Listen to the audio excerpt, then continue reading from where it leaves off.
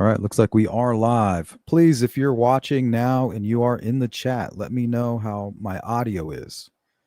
From a 1 to 10, rate the audio. Please do that now if you could.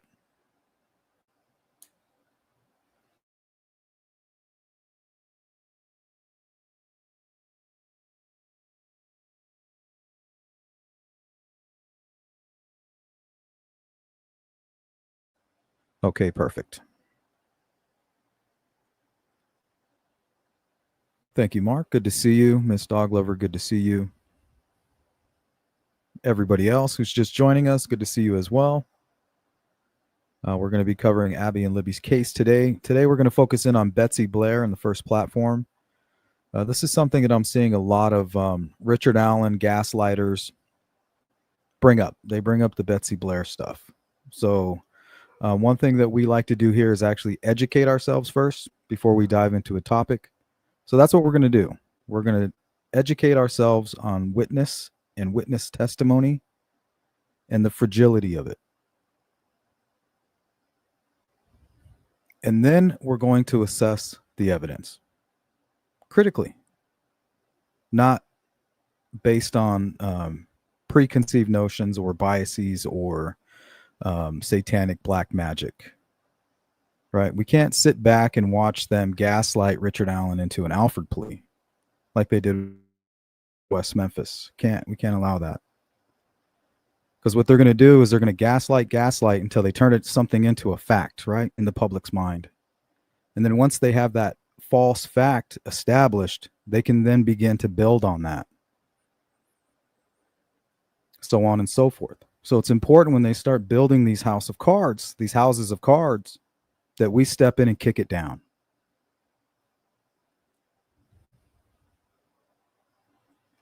She Warrior, what is up? Miss Doglover. Oh, yeah.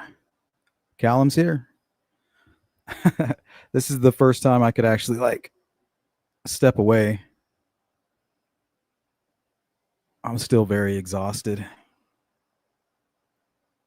Of course, not as exhausted as my wife, but I'm trying to be extremely helpful and be there and things, you know.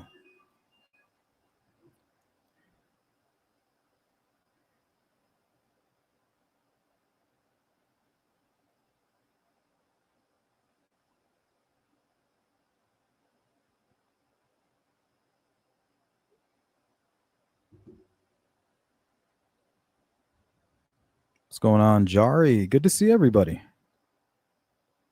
Okay, so this is what you can expect from today's live stream.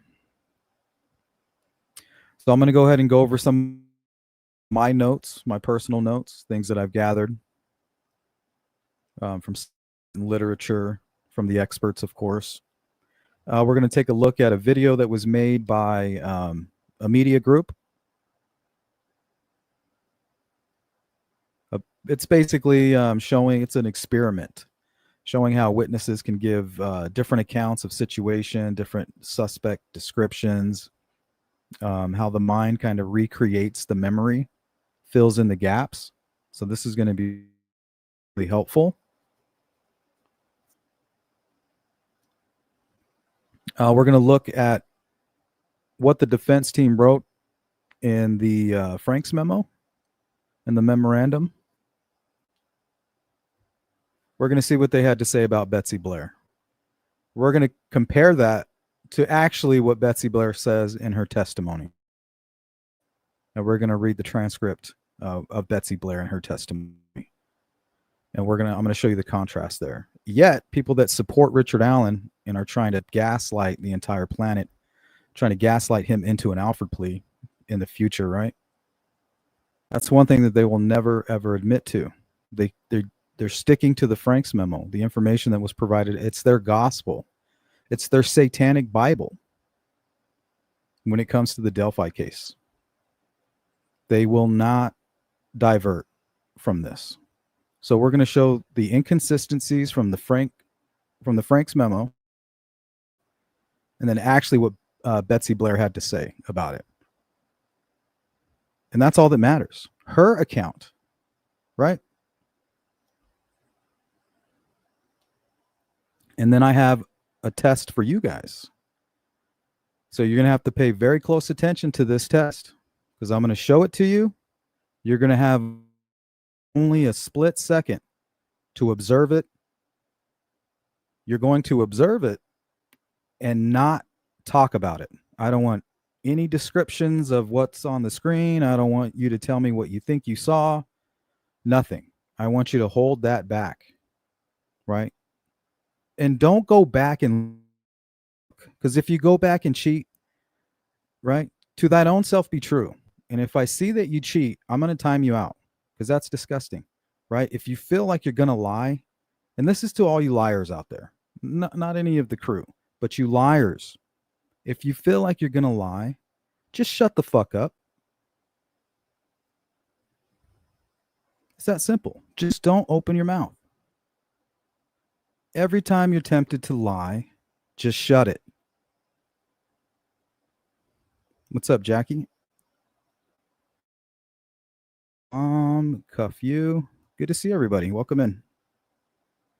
If you're just joining us, we're going to dive into Abby and Libby's case, specifically Betsy Blair and the first platform, and how and why witnesses can give different descriptions for the same suspect, and how the mind kind of fills in the kind of like they did on Jurassic Park with the dino DNA, right? They use frog DNA to fill in the gaps. It's kind of what the brain does when it comes to trying to recall. Good to see you, Jackie. Of course, Jari, how you doing? Inquisitive. All right, good to see you guys. All right, we're at about the 7-minute mark. At the 10-minute mark, we'll get going.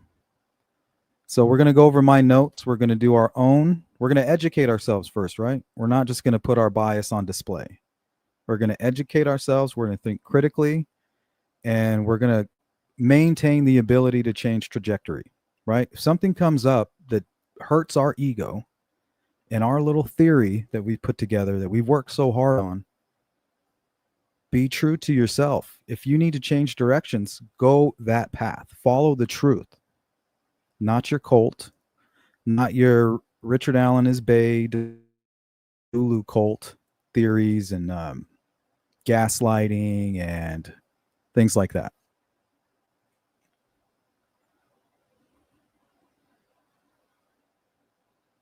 Pitbull Mom says, fact. Sleuth, just don't open your mouth. Lies aren't. Yeah. If you feel the need to lie, just shut up. Just shut your mouth. Okay. So we're going to go over our notes. We're going to try to educate ourselves a little bit. We're going to watch a video that was put out by a local media group.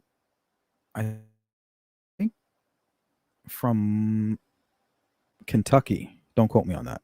Either way, they did a good job. They did an experiment. It's going to be very eye-opening for a lot of you. I know because it was for me as well. Then we're going to go ahead and pull up the Frank's memo. We're going to go ahead and compare what they said about Betsy Blair and her eyewitness testimony. And we're going to compare it to what she actually said during the trial, her actual testimony. Then we're going to conduct a test ourselves. So when I say, hey, guys, here comes the test, you better be ready. I'm going to put something up on the screen. You're going to have to do, you're going to have like a split second to take a look, and we can't talk about it. After I put it up on the screen, do not talk about it. I'm going to ask you what you saw a little bit later in the stream. And if you go back and cheat, I'll know. I will know.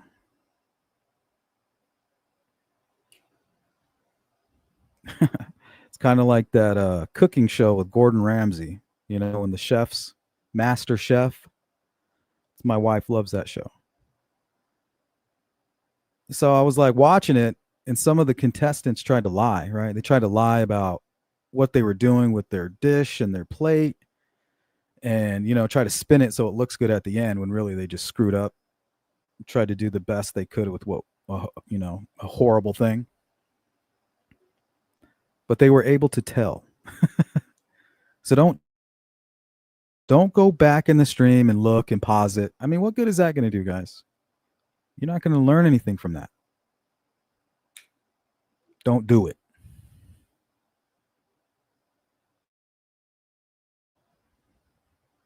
I will find that incredibly distasteful.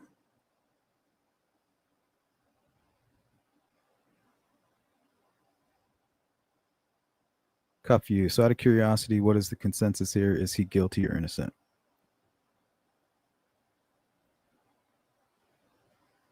Mark, I have to get going, but good to see everyone. Take care. Have a great day, Mark. It's always good to see you.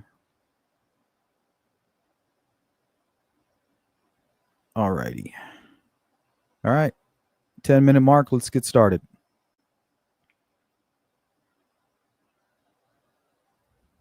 Okay. Witnesses often give different suspect descriptions due to a combination of psychological, environmental, and situational factors that affect perception and memory. Right. Let's start. Let's see. I made a list of 7. Let's start with number 1. Perception variability.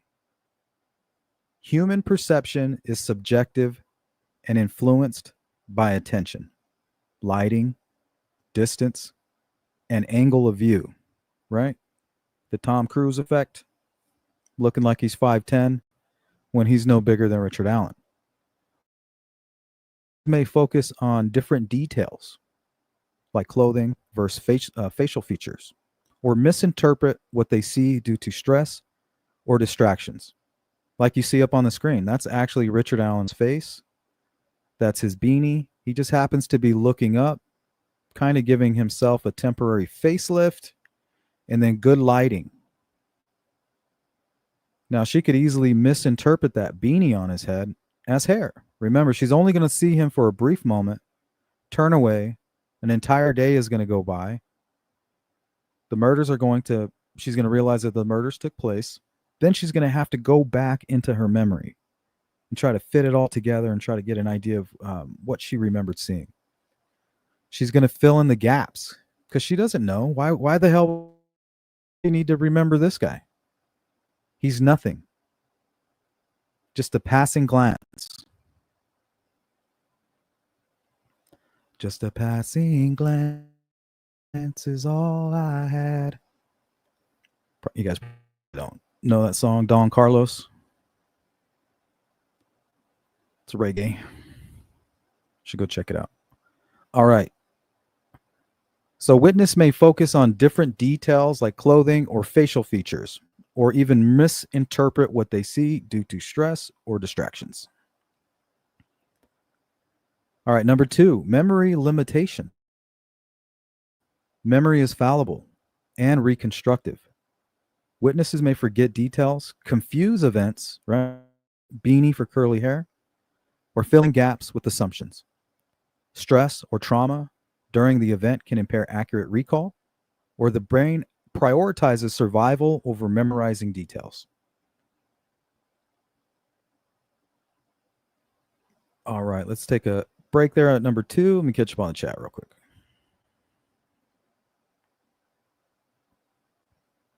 Am I seeing super chats? Let me see. Oh, here it is. Oh, thank you, Miss Dog Lover. I appreciate that. Sorry, I had my notes covering the screen. I appreciate that. Thank you.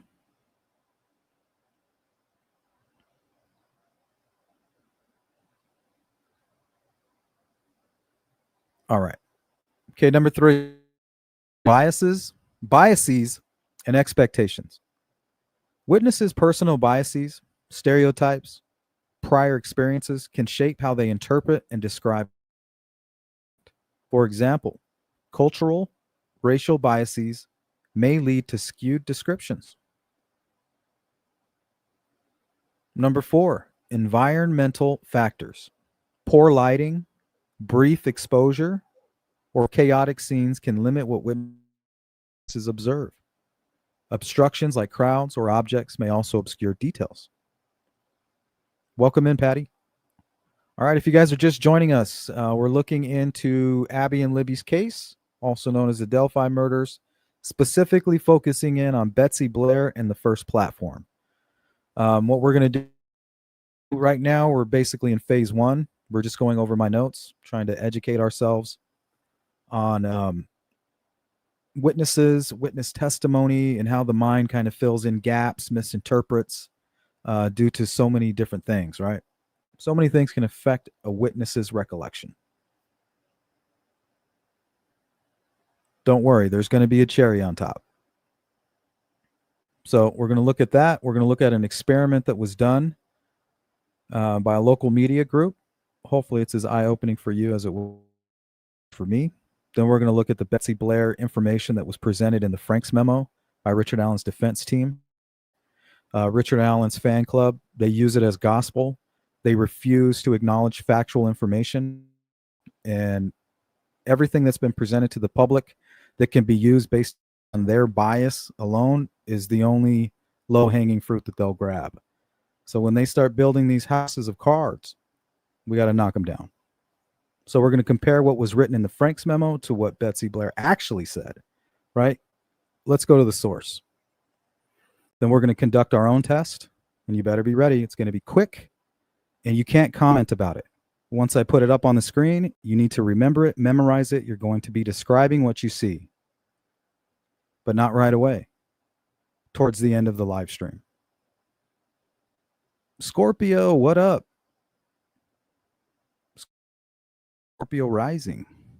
I like that name. Yes, I feel great. Good. It was a pretty speedy recovery, actually, considering how serious it was. I just did a deep dive on the Memphis 3 case. I'd love for you to a new live on that case. Okay. All right, you got it. Yeah, there's a lot going on right now with that case. We could hear breaking news at any point. So, and I like talking about the West Memphis 3 case when we're discussing with the Delphi murders and what happened in Libby, because they're very similar. You know, it's all satanic. It all really is. If you listen to any of these psychopathic killers that are willing to talk, they can't stop using that word, satanic. It was satanic. I'm possessed. Things like that. There's a darkness, right? So you can ignore it all you want, but that's what's going on, you guys. These people are basically, it seems like they might be possessed, no connection with God whatsoever, no connection with humanity, just like this empty vessel, like a non-playable character. Is that an NPC? What up, Jerry? Good to see you. Damien and his friend should have never been allowed. Yeah, exactly. It's black. What it's called is black magic. When people do that, when they try to gaslight the world and manipulate and dictate the narrative out of, thin air, that it is black magic. And they're trying to do the same thing that they did with the West Memphis 3. They're trying to do the same thing with Richard Allen. They know that he's guilty. That's why they support him. They don't support him as much as they say it, much as they scream it from the top of their lungs that he's innocent. That's not why they support him. And that's not why HBO supported the West Memphis 3. They supported them because they know that they're guilty. And to get them off, that brings them pleasure. The manipulation, the black magic of it.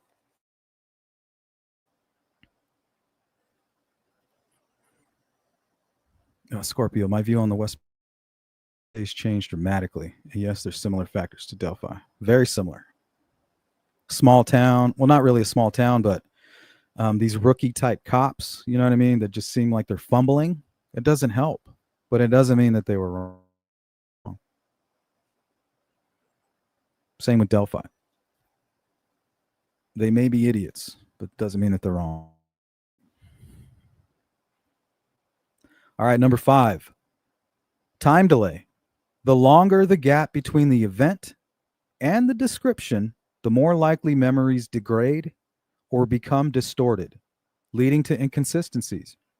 And that's why we're going to conduct our own test. We're going to conduct the test right at the middle of the live stream. And I don't want to hear anybody comment. No comments about what you see, what you think you see. He's wearing a red hat, blue hat, yellow shirt. It's a black cat, zebra with purple stripes. I don't want to hear anything. No commenting. I'm just going to put it up on the screen. You guys take a quick and thorough look. It's going to be a split second. And then towards the end of the stream, then I'm going to get your answers.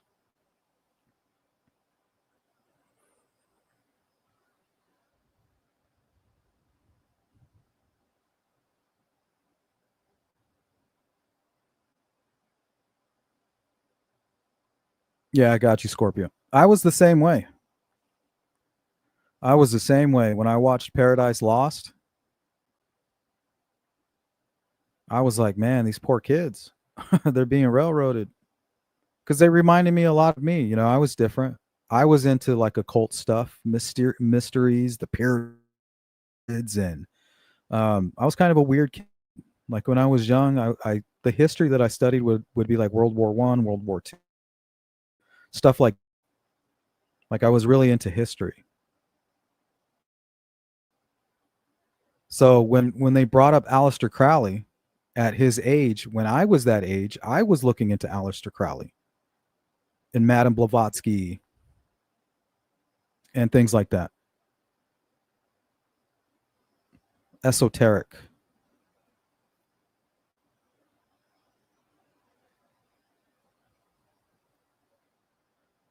You know, so I was a curious kid too. But when you start to look at the factual information, you start to learn about people's behavior, and you pay attention to details that may be uncomfortable. Like before, I let my ego and my bias totally was at the wheel, right? Was driving. If I saw something that went against my narrative, I drifted, around it like it was Grand Theft Auto or some shit.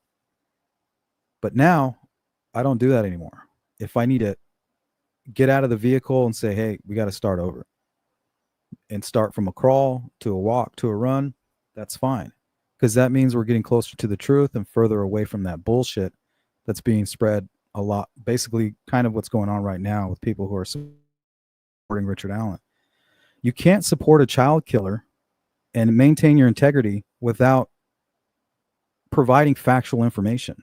Otherwise, you're just conducting a black mass, a huge black magic ritual, right? You don't care about the facts. You're trying to get a guilty man off.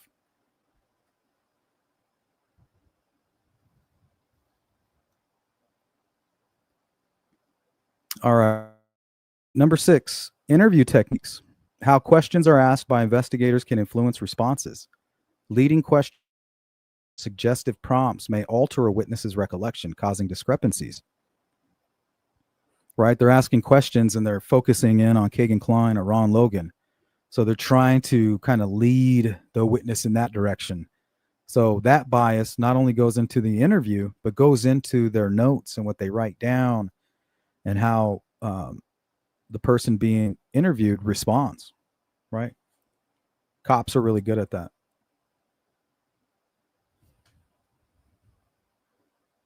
Number 7, individual differences. Witnesses vary in observational skills, attention to detail, and ability to articulate what they saw. Age, eyesight, or emotional state can further affect accuracy.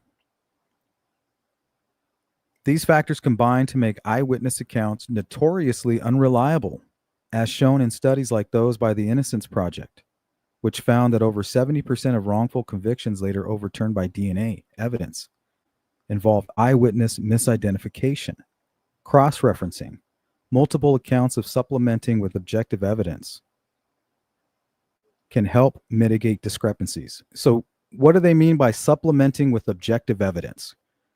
Anybody out there know what that means? Can you take a guess at what they're referring to? Right? Everybody that's supporting Richard Allen listening to this is like, yeah, these factors combine to make eyewitness accounts notoriously unreliable. You're answering your own stupid questions, Sloth. Yeah, but you're not listening. You're not paying attention, and you're not being critical. So let me read this again. These factors combine to make eyewitness accounts notoriously unreliable, as shown in studies like those by the Innocence Project, which found that over 70% of wrongful convictions later overturned by DNA evidence involved eyewitness misidentification. Now, here's the kicker and the cherry on top. Cross-referencing multiple accounts and supplementing with objective evidence can help mitigate discrepancies. What are they referring to there? What does that mean? See how many of you are paying attention. What do they mean by supplementing with objective evidence?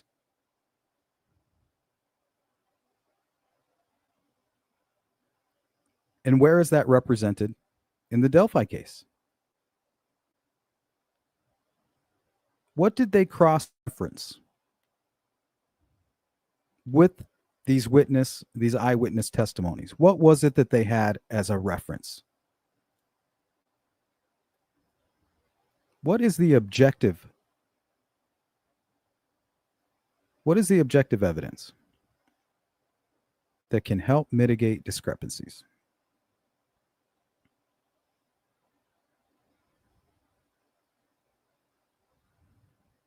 Anybody? So I'll let you guys figure that out while I'm loading up this video. I'm sure you know what I'm referring to, but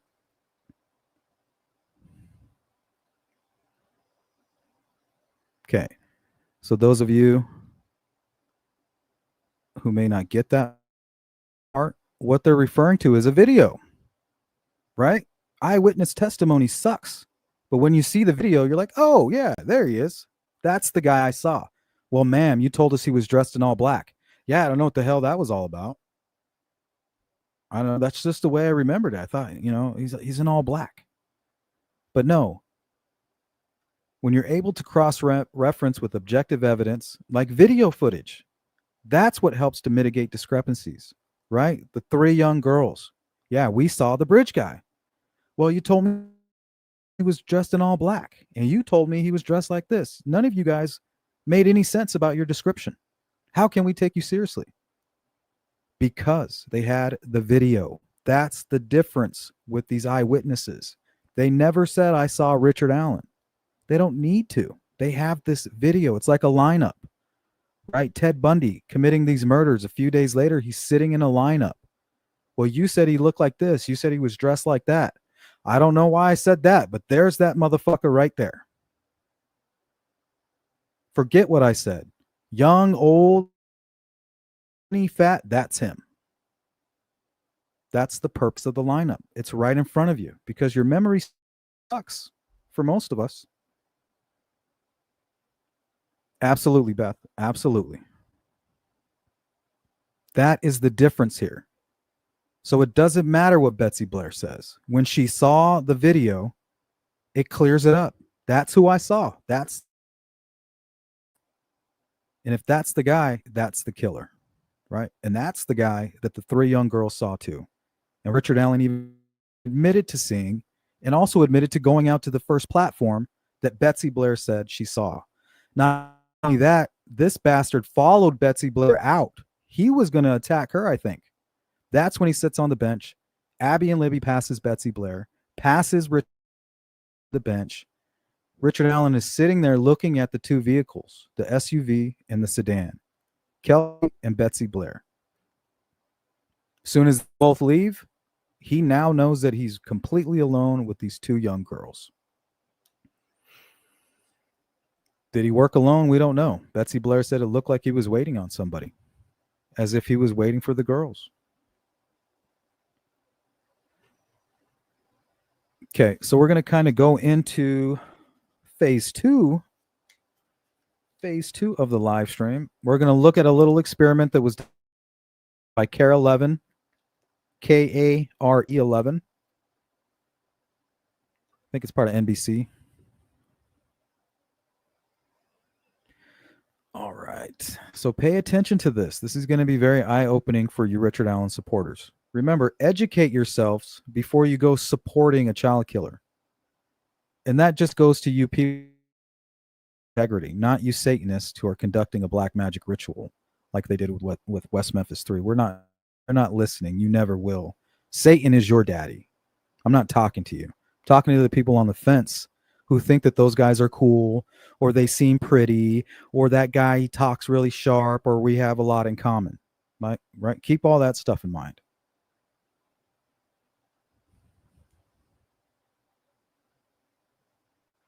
All right, let's get this video up here. All right, pay close attention to this. Very interesting, very eye-opening, and extremely relevant.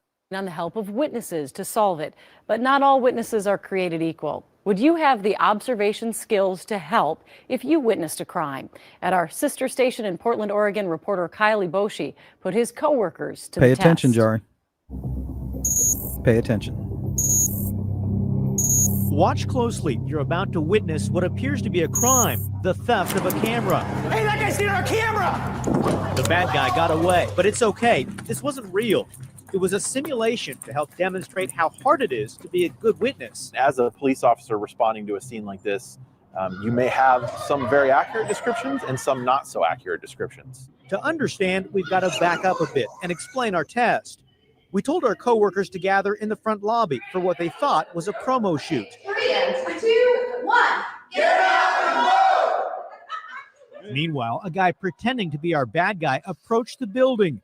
Our coworkers had no idea what would happen next. Hey, that guy's stealing our camera!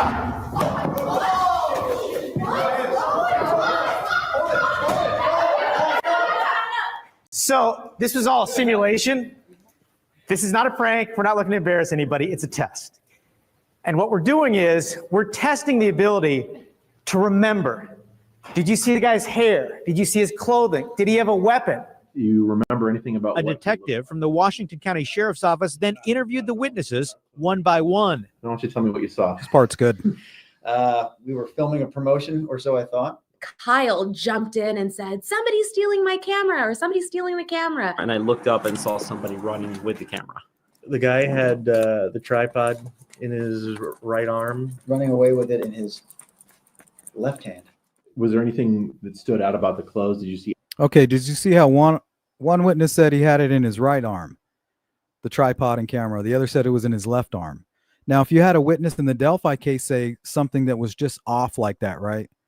And it helped feed this narrative that Richard Allen was somehow innocent, they would lean on that testimony, right? Oh, well, you had a witness that said this, this, and that. How do you argue with that? Well, it's because they don't understand anything about the way the memory works when it comes to total recall, right? 12 weeks. 12 weeks. You guys know about that. Any distinctive features, any colors, or were they wearing It's a just hat? dark. I want to say I think they were wearing a hat. And it seemed like he had reddish or brown hair. Reddish or brown hair. Like on a greenish gray sweatshirt. So she was accurate. He had on, the only one that really gave, the one guy said the right hand, he was right.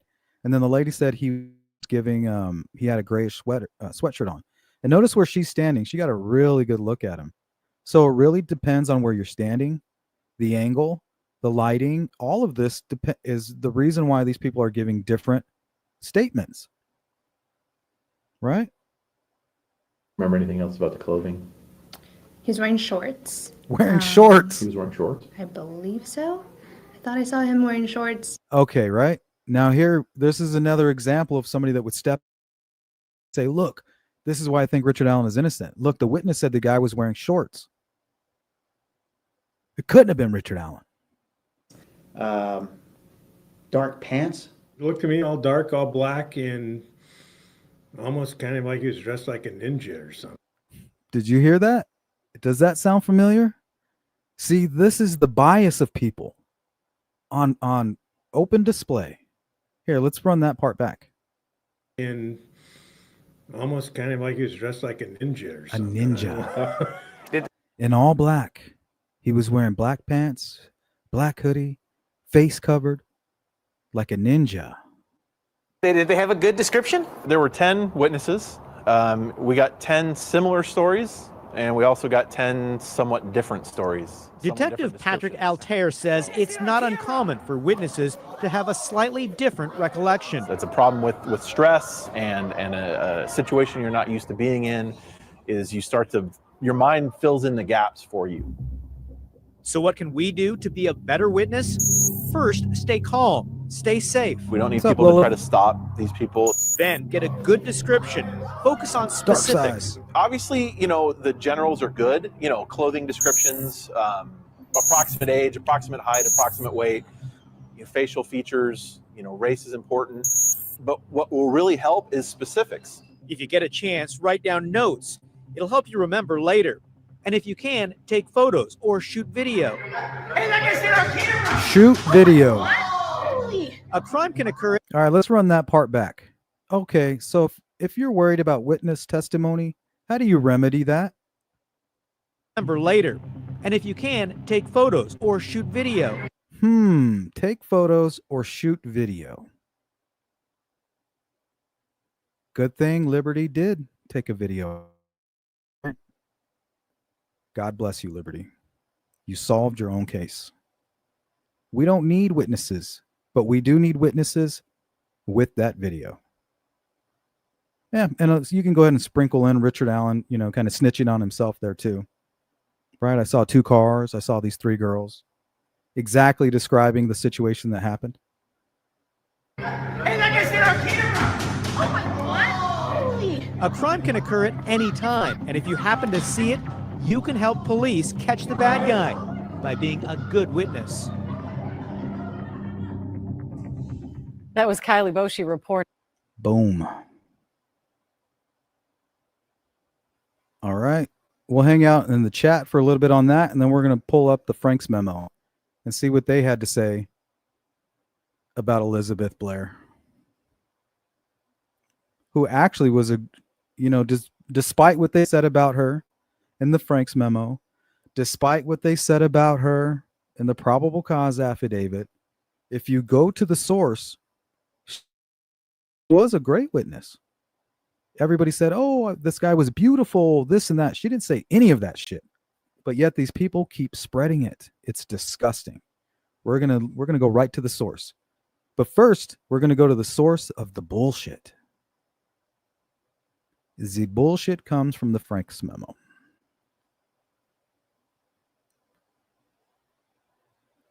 And this is their gospel. This is their satanic Bible right here.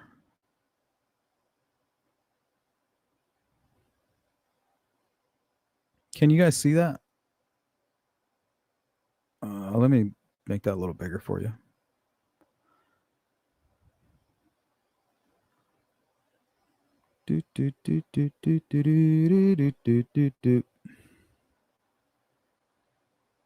Tony N. What up, Tony? Dark Side, wife Lilith. Welcome in, you guys. Welcome in. Happy Sunday. I almost lost track of what day it was. Was in the hospital for like 2.5 days. Like I felt like I was in prison. It was 7 in the morning and I thought it was 7 at night. I was like, what the fuck? What in the hell going on around here?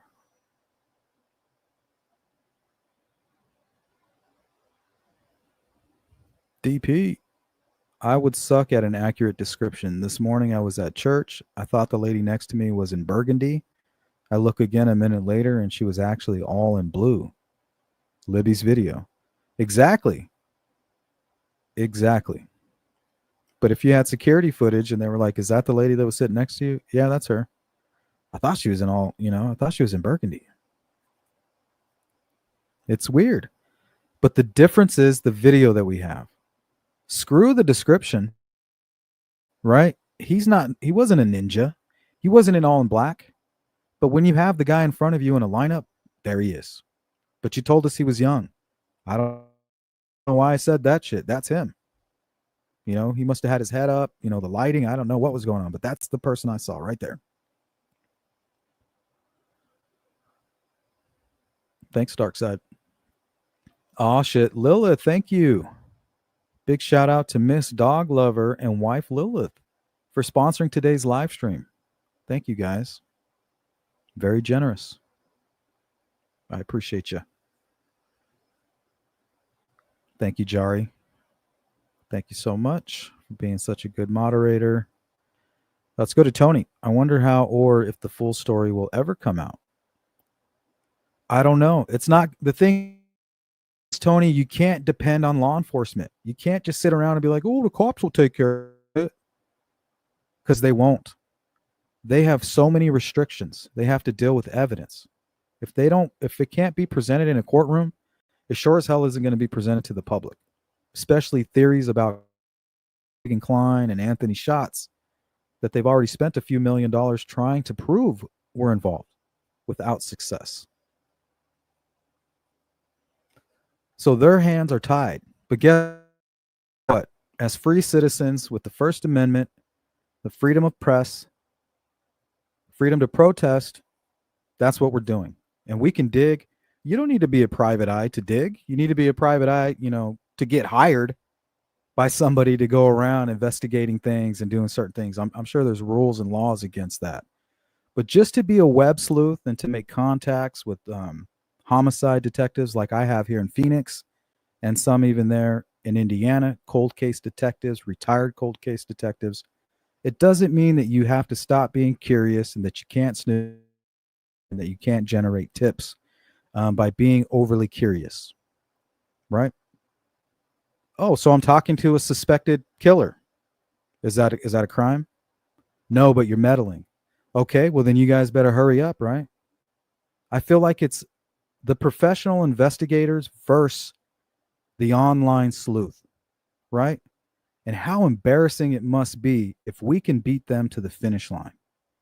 If I beat you to this finish line, how pathetic are you at your job, right? What the hell do we know? Yet we're over here talking to suspects and generating more information for the public, right? The race is on, guys. So if we can get a head start on this and we can get that steady pace, maybe we'll find answers and maybe we'll squeeze them out.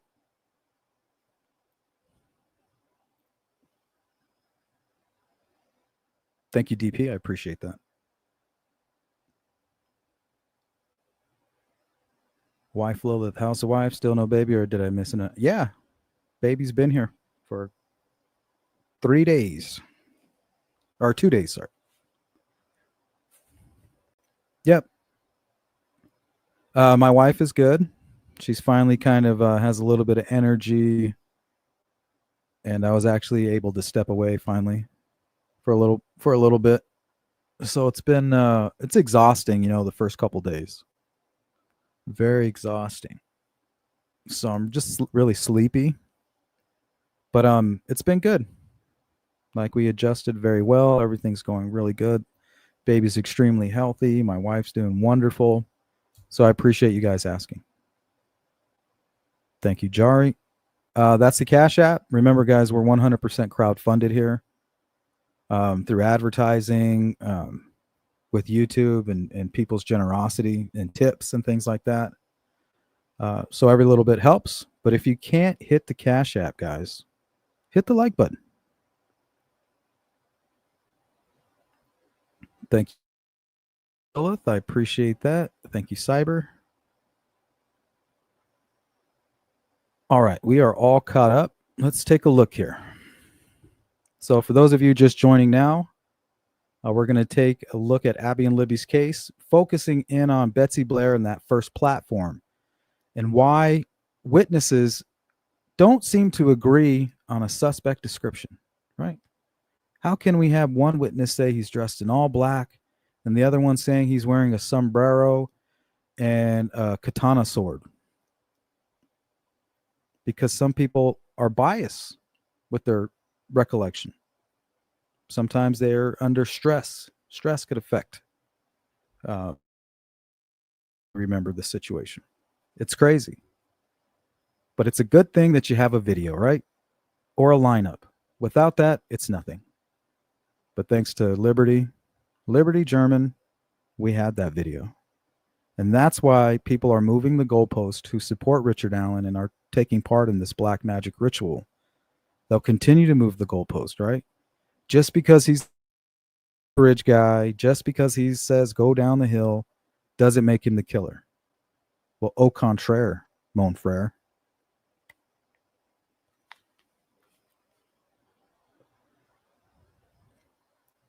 Okay, let's get going here. So this is the frame memorandum or in support of memorandum in support of the Franks motion. And this is basically the satanic Bible for the Richard Allen is Bay cult. This is it, right? They don't use the testimony that was presented in the court because that doesn't help. They have to use this, right? From the spin doctors.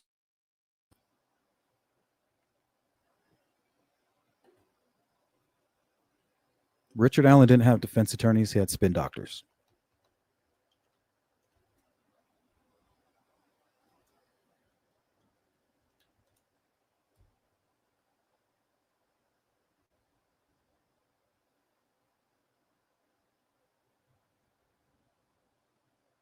Little miss can't be wrong. The spin doctors. Little miss.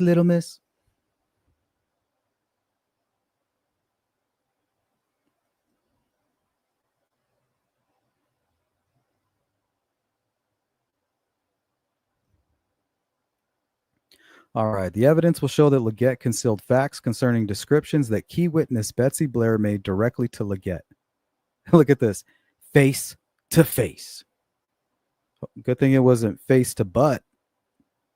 In 2019, concerning the person that she, Betsy Blair, observed on the bridge, and 2, a vehicle that she, Betsy Blair, observed. So the same thing goes for the car. Now, remember, what we're reading here are none of these are facts. Betsy Blair never talked about beautiful eyes, beautiful young face, seeing very feminine. None of that shit is true. We're going to go right to her testimony, and we're going to hear what she has to say, not what the spin doctors have to say. Little miss can't be wrong. Okay, the person that Betsy Blair observed on the bridge, and a vehicle that she, Betsy Blair, observed at the CPS parking lot around 2:15 p.m. And it's factual information that she left around 2:14, right? Because she was sitting in the parking lot. That's why Richard Allen observed her, right? She said she sat in her vehicle for quite some time, and we're going to hear her testimony. But first, let's hear what the spin doctors had to say about Betsy Blair in support of the Franks motion. What's up, bootleg? Okay, for Liggett's timeline to work and to place Richard Allen on the Monon High Bridge at 2:13, the time of the famous Down the Hill video, Leggett desperately needed Betsy Blair to describe a man on the bridge that looked like Richard Allen. No, she doesn't. Right there, that's a lie, right? So if you're ignorant and you don't know anything about the way the mind works as far as total recall, right? 12 weeks. If you don't know anything about that and how the mind can reconstruct a memory, fill in the gaps like Jurassic Park, you wouldn't be fooled by the spin doctors, right? You would have already educated yourself on this and know that they were lying to you. You think that they don't know that? See, they know that. Just like that, Richard Allen is guilty. This is black magic, you guys. This is gaslighting. This is manipulation. This is trying to free a guilty man for sport.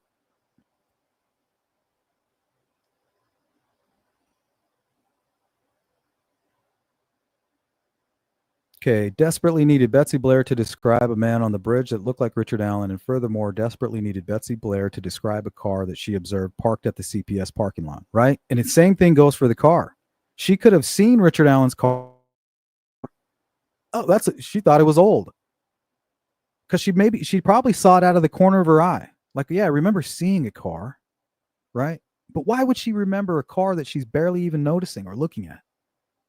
But if she goes into her recollection, her memory bank, and starts trying to piece all this shit together, remember the witness in that experiment that we just watched? Said the dude was dressed like a fucking ninja. Very similar to the Delphi case, right? Guy was in all black.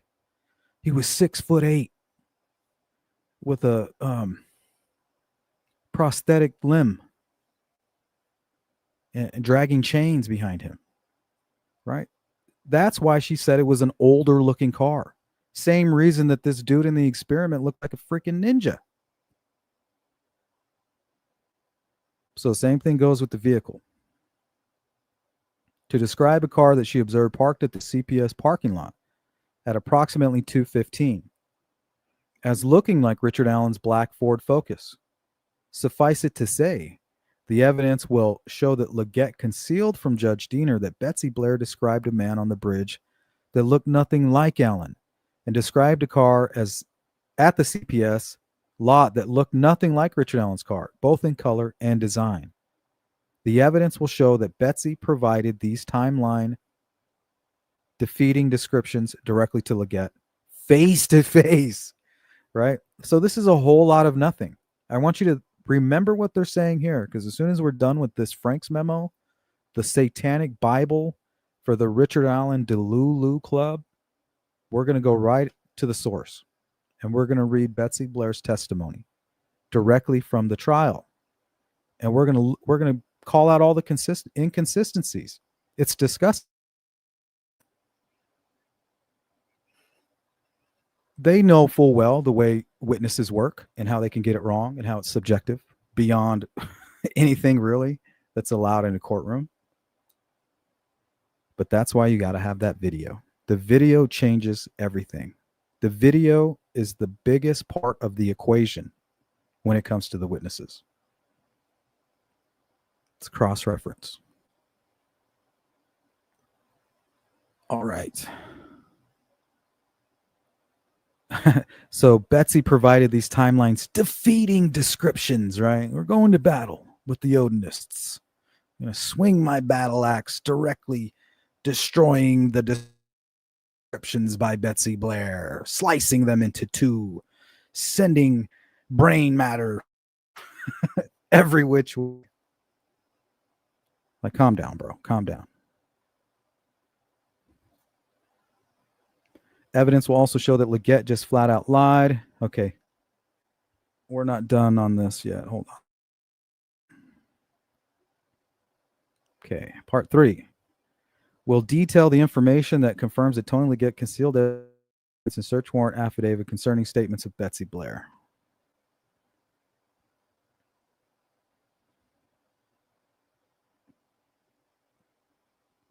You will also learn later in the memorandum that Betsy Blair observed a man on the High Bridge around 2 p.m. The man she observed turned into sketch 2, according to Holman. This man is also the killer, Richard Allen. Right? There's a reason that they weren't allowed to pull those sketches in there. Hold on.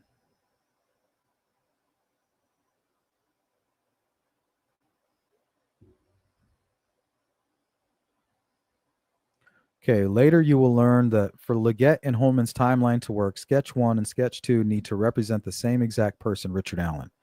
And they do. Why? Because they're not admissible in court. They don't need the sketches. All they need to know is that Richard Allen described the 3 girls at the exact same moment in time in the same place, the marker on that trail that they described running into the bridge guy. Right? We've already established he's the bridge guy right at that moment. Betsy Blair says the same thing at around 2. Don't need the sketches. They're useless. We have Libby's video. That's why they're doing their best to discredit Libby's video. That's part of this black magic ceremony. They don't give a shit whether Richard Allen's guilty or not. They know he's guilty. But to get him off is the sport that they are playing. And it's a satanic ritual. You guys are probably saying, damn, Sleuth sounds crazy with that shit, with that Bible thumper stuff. Open your eyes. All right. Let's see what else they got here. Here's part 3. Okay. Leggett, we'll start at the beginning. For Leggett's timeline to work and to place Richard Allen on the Monon High Bridge at 2:13, the timeline of the famous Down the Hill video, Leggett desperately needed Betsy Blair to describe a man on High Bridge that looked like Richard Allen. Leggett didn't need her to do anything. They had the video. Is this the guy you saw? Yep, that's him. So what the spin doctors are doing is what's called cherry picking, right? Taking things out of context, not showing the whole picture, taking snapshots, leaving out important, impertinent information.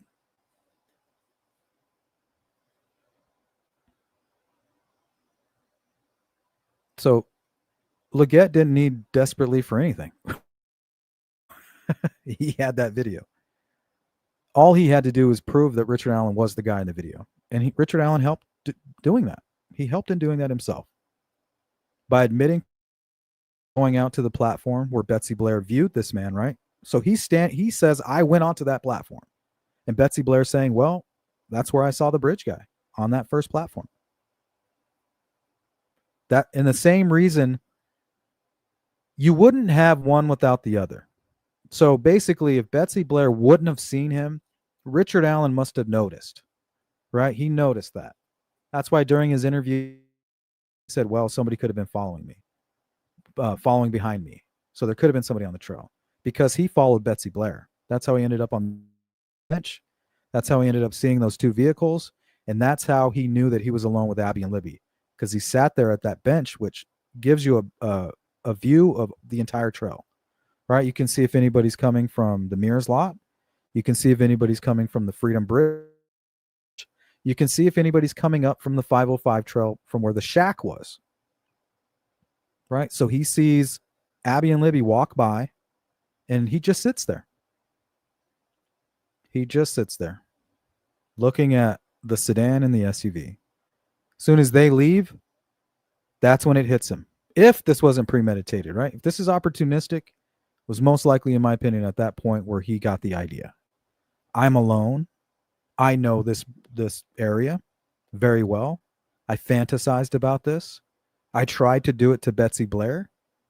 You know, I followed her. She was just too fast. She's like speed walking or some shit. Couldn't keep up. Before we knew it, she was at the Mears lot. Past Betsy Blair, passes Abby and Libby. Abby and Libby pass Richard Allen as he's sitting on the bench. He gets a good look at him. Well, those two girls are alone. And he watches as their ride leaves.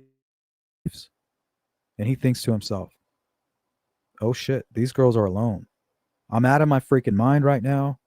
I came here to get my power back. Betsy Blair walked too fast. And now I'm alone with Abby and Libby.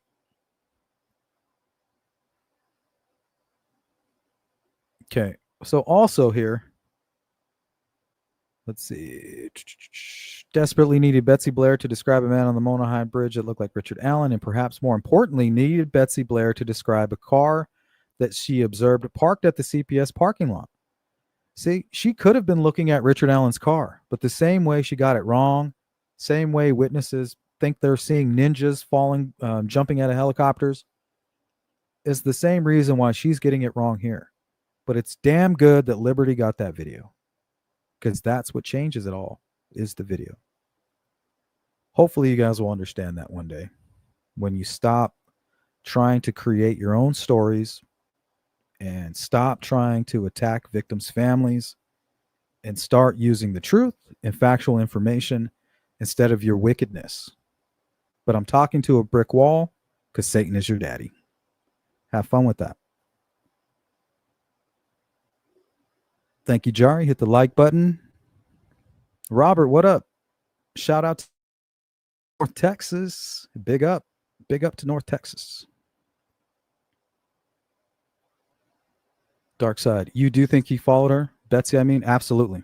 If you watch his interview, he goes, well, somebody could have been following me that I didn't know of. He's all, but I'm pretty sure I didn't see anybody. The reason he said that is because he followed Betsy. She came, she saw him, probably got freaked out, like, oh, I'm alone with this guy, and then left. And he was, I'm going to go get her. There we go. Here we go. I'm going to get her. I'm going to get my power back with this woman right here. But she took off. She's like kind of working out, you know, like speed walking and shit. Fucking taking diuretics and milkshakes and all, you know, all kinds of shit. They gave her the bubble guppies. Fucking creatine, protein shakes and shit. Fucking sea moss. Fucking kelp. So yeah, he went after her. That's my opinion. She saw him. He saw her. Boom. He thought, I can pull her off any one of these trails and into these woods with my gun and have my way with her. He knew all of those locations. He could have taken her down 505, taken her down under the bridge, taken her down the left where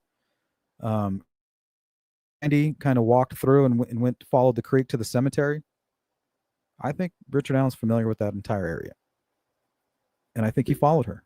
He followed her until he saw the two vehicles and the girls and everything. And he's like, I'm going to sit down. Sits down, watches Abby and Libby walk by, watches Betsy Blair get into her vehicle, and they sit there for a while.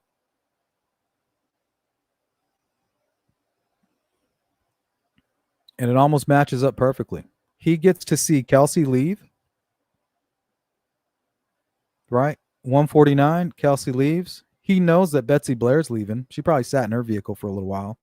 And remember, early on, Kelsey says, yeah, I think I remember seeing a black SUV with stickers on the back. And then she was told by law enforcement to stop saying that. And then early on, it turned into a thing, right? Like, whose SUV is this? Well, that's Betsy Blair. She was the black SUV with stickers. And Richard Allen knew that. He followed her. That was his target. Followed her and was going to attack her, but she was walking too fast. Got in her vehicle and she was doing something in her car for a while. She's going to explain that during her testimony. And so did Kelly. She had something, she was talking to her boyfriend. So he's watching that. And as soon as he sees Abby and Libby's ride leave, and he knows that Betsy's leaving because he was coming after her. Now she's in her car and she's getting ready to leave too. But as soon as Kelsey leaves, Richard Allen knew that those girls were alone. Like, oh shit, their ride is leaving. They're being dropped off. It was at that very moment that they're snapping the 205 photo, the 207 photo, and it's probably right at that point Richard Allen makes it back to the high bridge and just beelines it. I'm going for it. And it fits. Everything fits perfectly.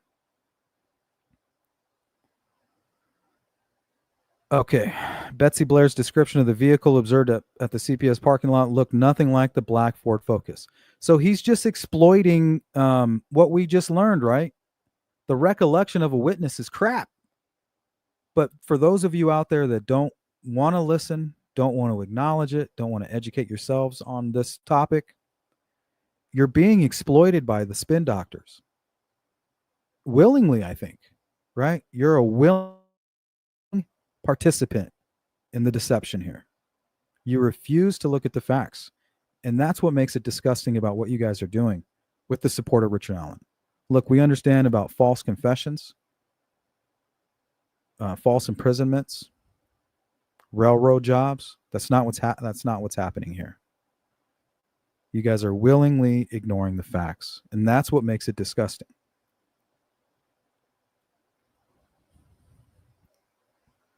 Puts him right there where the girls were dropped off. Yep. Betsy Blair is the only person to see the girls.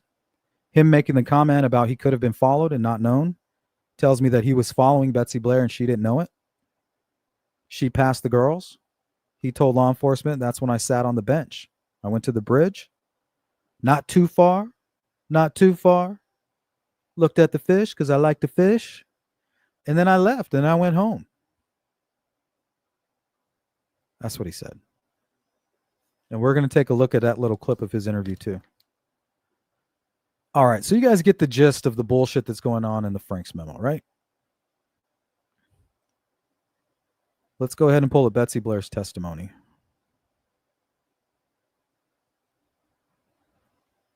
Dark side. He already missed one, so he's impatient probably when he encounters the girls. Yep. And maybe he was being truthful when he didn't know the ages. You know what I mean?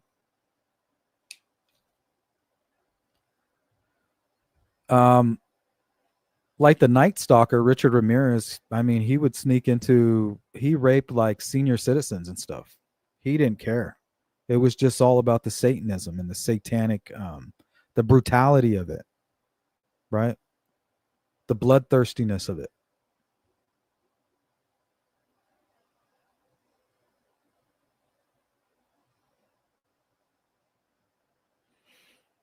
All right. The direct examination of Elizabeth Blair.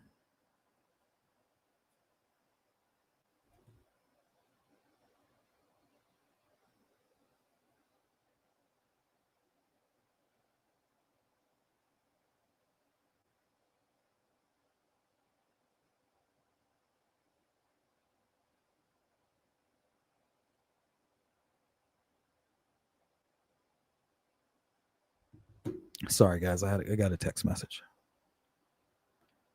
All right, Mr. Baldwin. Thank you. We'd call Betsy Blair. You may proceed. Thank you, Judge. Good morning, Betsy. Sorry, let me take a drink of my coffee.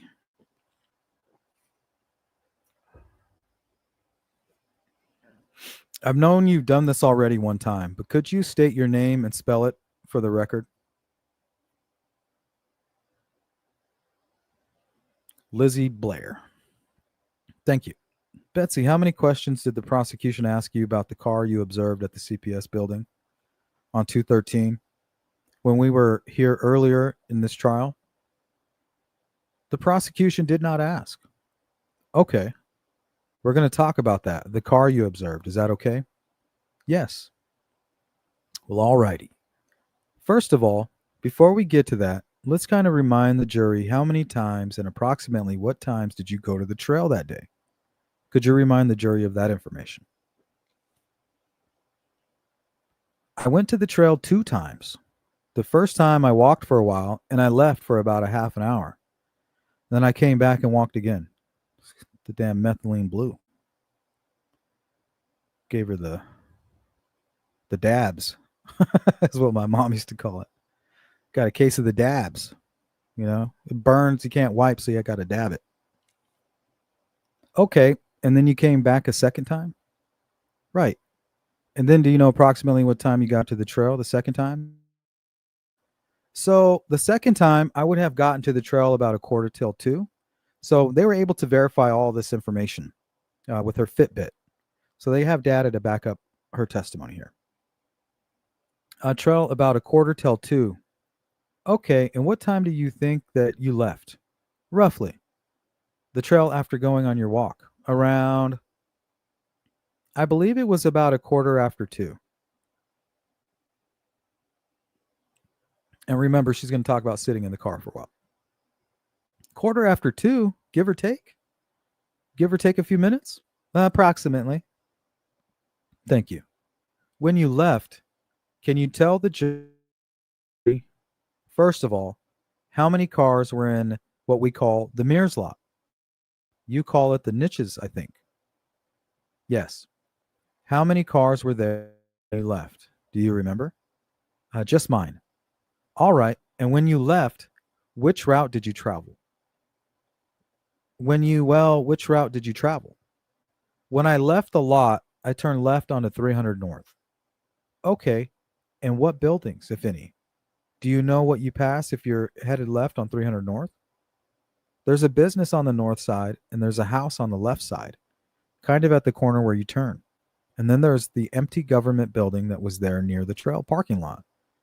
And then there's the entrance to the Anderson's grain facility. Okay, now that government building, what was that known by back in those days in 2017? I have no idea. Did you ever hear it called the CPS lot? Other people have called it that since then. Okay, you passed this. What other people would call the CPS lot?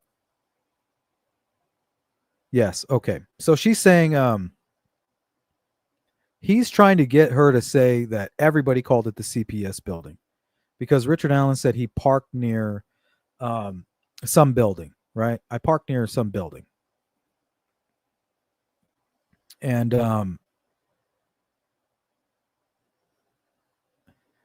he didn't call it the CPS building.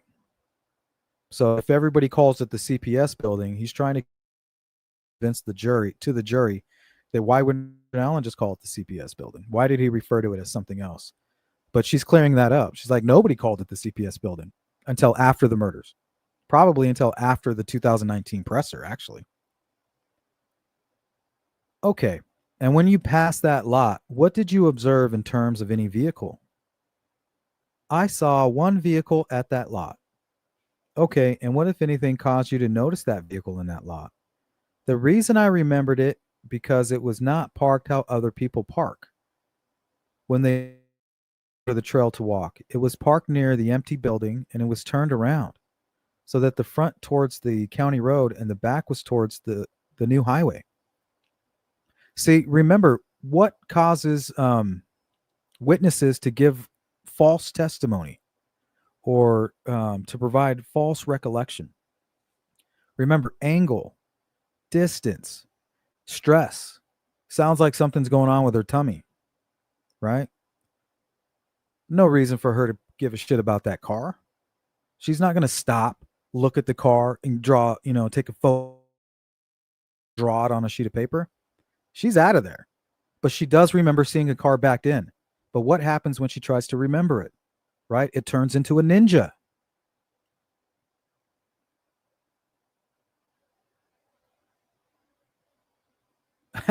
Oh, man, I'm buzzing. I feel like a damn Super Saiyan right now.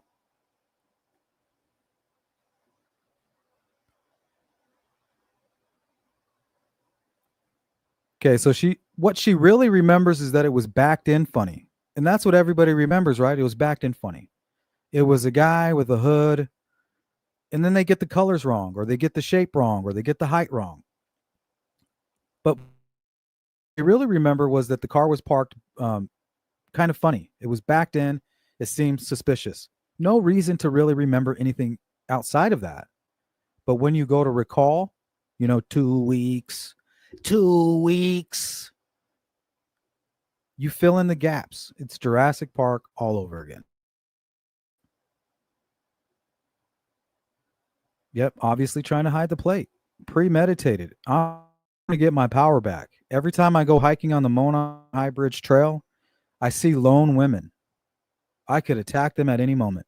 I can pull my gun out and force them down any one of the trails into the deep woods by the high bridge. Nobody would know. Well, that's what he decided to finally do that day. All right, front towards the county road and back was towards the new highway. Back in. Okay, kind of like somebody had backed in for maybe a quick getaway or something, or just a getaway a little bit so they don't have to back up. No, it was backed in. Right? And that's what everybody said. Richard Allen's vehicle was backed in there. Backed in. Okay, and what else? If anything, did you notice about that vehicle that stood out? Just the overall shape of it, and it looked to me like it had sharp angles. Right? Ninja. It was a ninja car. Looked like a 4-door sedan. Okay, did it remind you of any vehicles that you had seen in your time on this earth? Right? Look, this is where the bias comes in.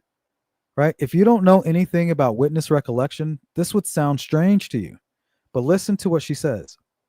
Yes, after I thought about it later, it reminded me of a car that my father had. You see how she filled in the gaps? It reminded me of a car that my father had. A 1965 Ford Comet, right? The Black Ninja. The guy, he was wearing shorts. That's her frog DNA right there, right? Jurassic Park. They get the DNA from the mosquito out of the amber, but they don't have the full DNA, the full genome. They have to fill in the gaps with some kind of reptile DNA. Happens to be asexual. Well, this is her frog. This is her frog DNA. She just knew that the car was backed in and it seemed suspicious. But when she goes to recall, she inputs her own frog DNA to reconstruct and complete the memory.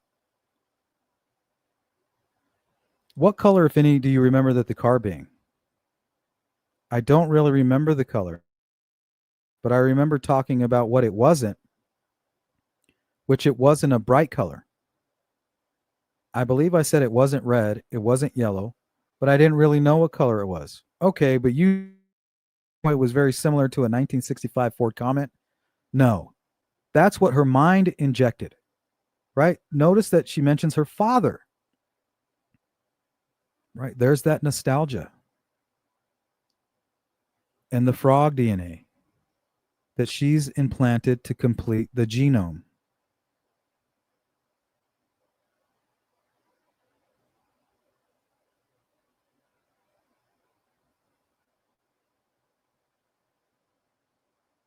Okay, did you also say that it was not that it was not a black car? She says, I don't recall that. See, that's the twisting of everything in the Franks memo. I don't recall that.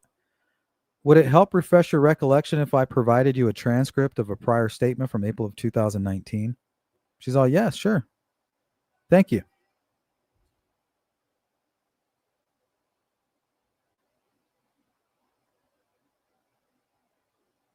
Just 1 second, guys.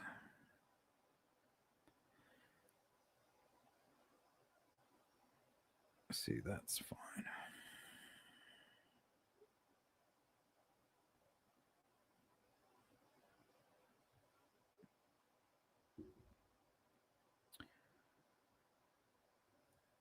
Okay, let's go. He wants to, would it refresh your recollection if I provided you a transcript of a prior statement from April of 2019?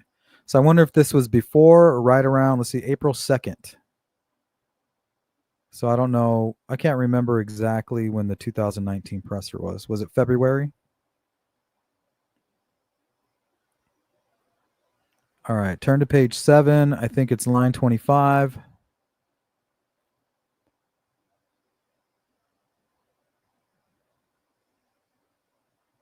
Ready? She says, okay. Tell me when you're done reviewing that. So she reads it. They don't read it out loud. Does that refresh your recollection as to whether or not you said that the car was black? So in 2019, when I was speaking with the investigators, I said it was a non-script color. Ms. Diener says, Judge, may I object? Proper use of the transcript would be to have her read it. Yeah, I was just going to say that. I was like, she can't read it to herself like that. You have to have her read it. See if it's refreshed her recollection, then take it back, and he has not done so. Thank you. Does that refresh your recollection as to whether you said the color of the car was black or not? In 2000, I said it could have been black. You see that? There's the truth, you guys. In 2019, Betsy Blair said the car could be black. And we've all learned why she got it wrong with the vehicle type, the make, model, year. Because there's no reason for her to remember it. So if you're going to ask her to remember it, we're going to get Jurassic Park every time. She's going to have to reconstruct her memory. And unfortunately, these types of things happen and it's not reliable. But God bless Libby for taking that video. Because when you have the video and poor witness recollection, it all comes together. Just like a lineup.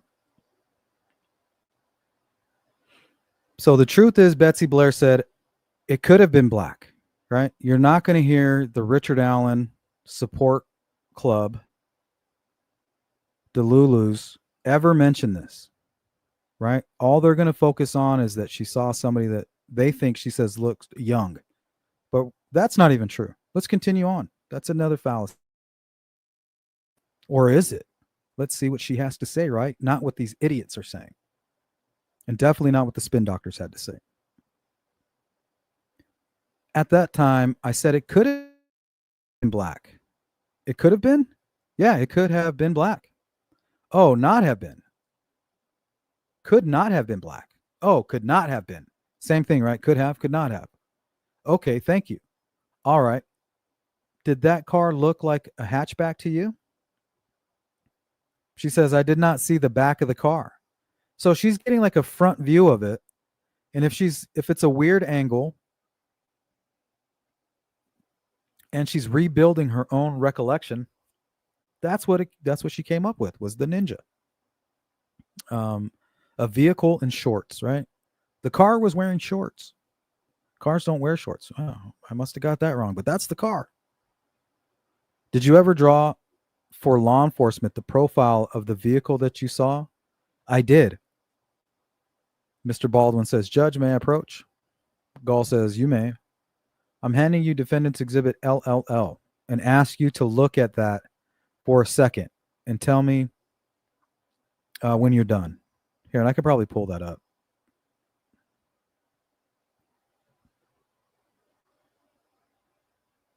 I should have it. Yep, there it is. LLL.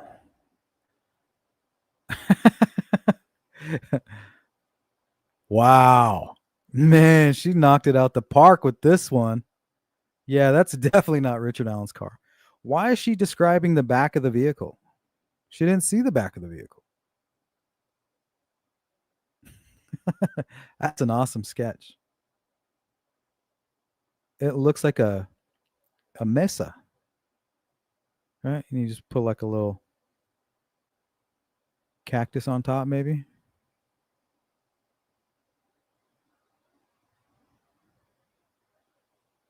Man, this is the most detailed sketch I've ever seen in my life. Right? Put a little cactus right here.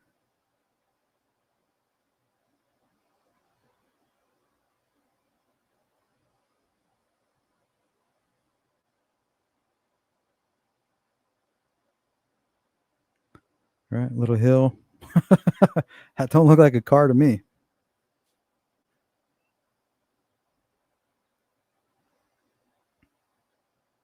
She says, I didn't see the back, yet I'm going to go ahead and draw it for you, if that's cool. All right. Miss Diener says, Mr. Baldwin, may I have a copy? Mr. Baldwin says, oh, sorry. Miss Diener, thank you. I'm done.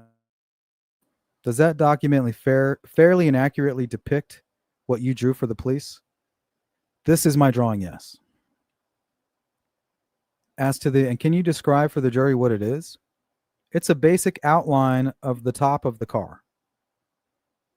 Right? And how is she going to see the car when it's backed in? Let's pull up a video of the CPS building.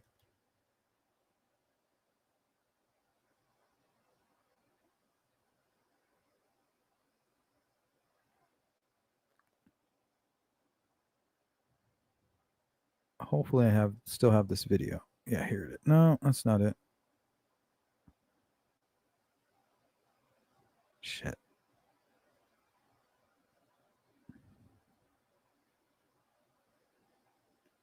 We'll use this old photo. This will work.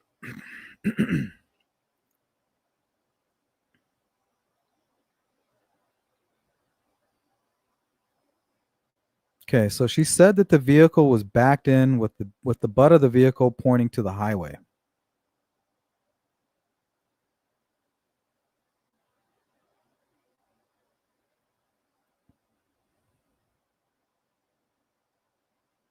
So it would have been like this. So her view is going to be kind of like this angle and this angle briefly. So she's going to see something like this.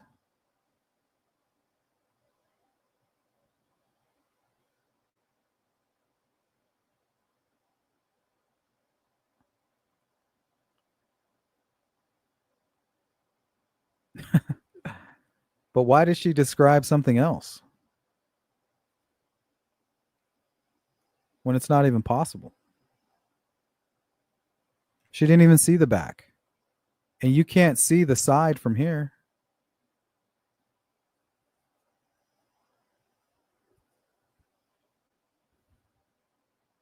So what the heck? What the heck? All right, admitting exhibit LLL, which was that very detailed description of that vehicle. I mean, down to the T, right?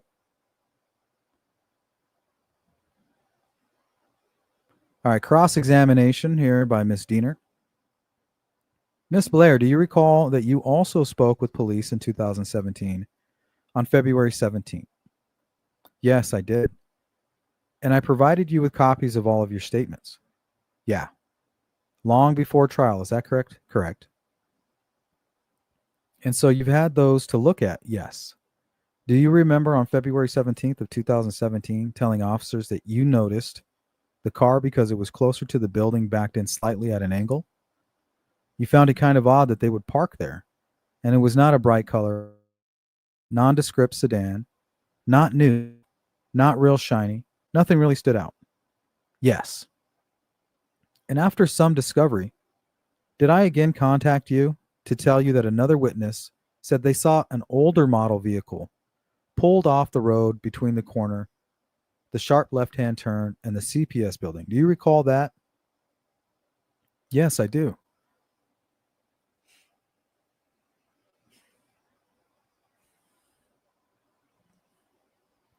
Sorry. And I told you that was an older model vehicle that might be similar to the one you described. Mr. Baldwin says, Judge, I'm objecting. She says yes before the objection. Mr. Baldwin says, objecting to this testimony. She's basically, is she a witness or is she an attorney on the case? Ms. Diener says, Judge, I shared with the witness conflicting testimony to ask her if it changed her recollection. That's the purpose of the question. Cole says, overruled. Oh, that wicked Judge Cole. Man, she just can't help herself, right? Just favoring Miss Diener like that to help Brad Holder and Slick Nick after they conducted, their Masonic pagan ritual. Of course, Gole's going to help because she's a Freemason too. Duh. Mr. Baldwin says, well, Judge, do I have an opportunity to put the prosecutor on the stand to ask her what about that conversation? Gole's like, yeah, fool. Diener says, may I continue, Judge? Yes, you may. Yeah, shut the fuck up, Baldwin. Miss Blair, I asked you if it would change your recollection about the vehicle that you saw. Is that correct? You did. And did it have any impact on your memory of what happened on February 13th of 2017? I feel certain that that's the shape of the car I saw at that time. And you feel certain that it was at the CPS building? I couldn't quite hear that. It's okay. You feel certain it was at the CPS building, correct? Yes, it was absolutely at the building. Okay, and how was your vision back in 2017? Did you have any corrected lenses or anything like that? I wear contact lenses, and I have them on all the time. Terrific. No other questions? See, now, Miss Diener understands how witnesses work, right? It's important. The description is not important. It's the devil's in the details, right? There was a vehicle there, and it was backed in. That I am sure of. Okay, well, what color was it? I don't know. Right? I think it was like my dad's car. So now that we've learned about how eyewitness testimony works and how they can get it wrong and how bias can help them reconstruct their memory, like Jurassic Park. That's what she did here. All she really noticed was that the car was backed in, and then it could have been black. Maybe it wasn't. I really don't know the color, but it was back. It was kind of funny, and we can tell that she didn't have a good angle of it. She admitted, I didn't see the back. But when she tries to remember and she's put on the spot, she's going to reconstruct her memory. Diener acknowledges it.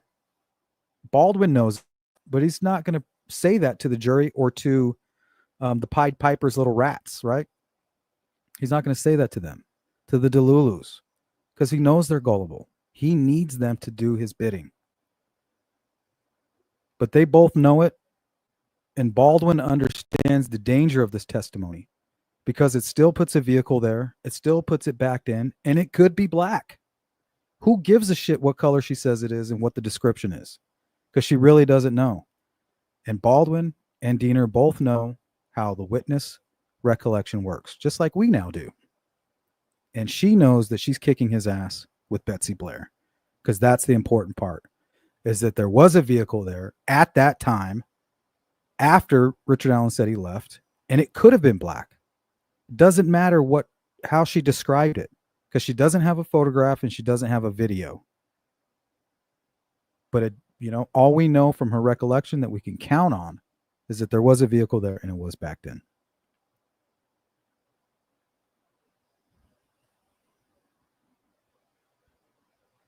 No other questions, Mr. Baldwin? No, thank you, Judge. Does anybody on the jury? Okay, no more questions on that.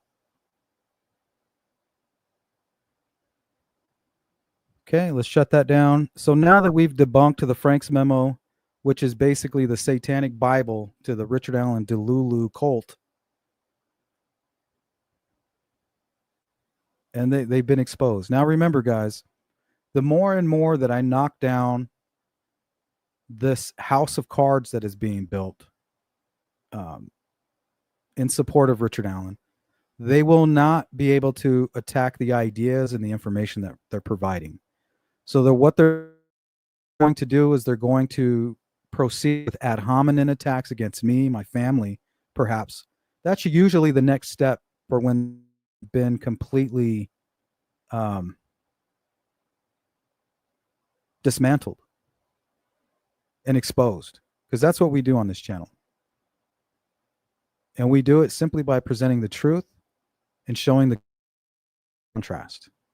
It's pretty simple, actually, when you're dealing with a bunch of liars and Satanists, because that's what they are, whether they know it or not. But Satan is your daddy. All right, guys, it's time for the test. Okay, now this is how the test and experiment is going to work. All right. I'm going to pop something up on the screen. It's going to be very brief. I want you to describe what you're seeing. I want it, what are we looking at? Color. I want you to be as detailed as possible.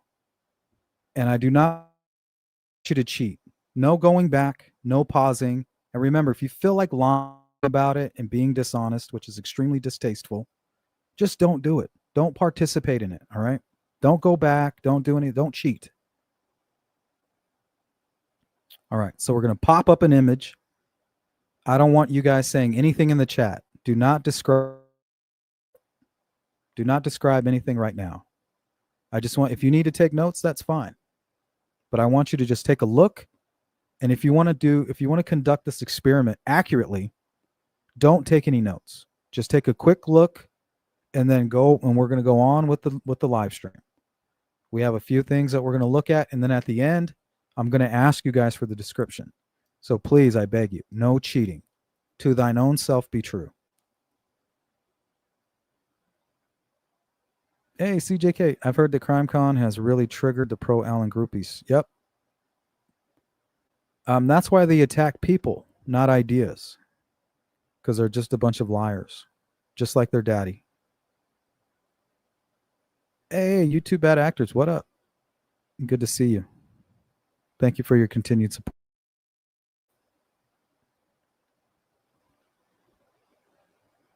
Okay, you guys ready? All right, we're going to show it.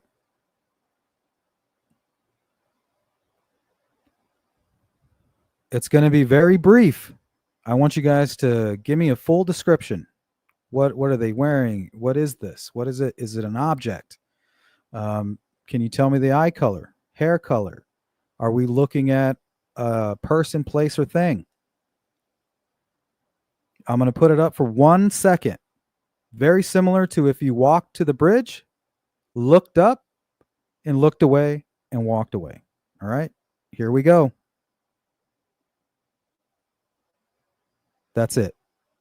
That's all you get. One look up, 1 full second, and then look away.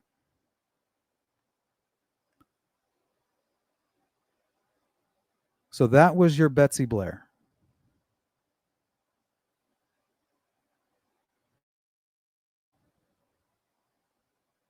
What's up, Jay? What up? What up? Okay, so that's all you guys get. And if you do it accurately. Don't take any notes. Just kind of forget what you saw. If you already know what you saw, describe it here in a little bit in the notes. Not yet, though.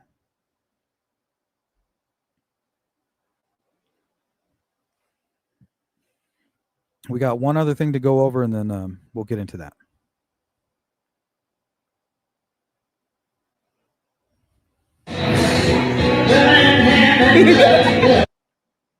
Okay, we're going to pull up this video of Richard Allen. He's dancing like a fish. I think this is a good example of how, remember, we were learning about why witnesses can describe a suspect so differently. There's a lot of variables there, a lot of things to consider, right? Stressors, angles, lighting, it all matters. Positioning, where were you? You saw this, how long were you able to see them? What part of the suspect or subject were you able to view?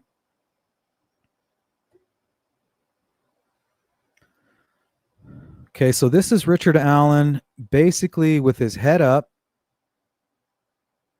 And this is 2016. This is just about a month away from the crime. So this is as accurate and close to him as we're going to get to what he was looking like at the time of the crime. So look at him. He doesn't even look like himself.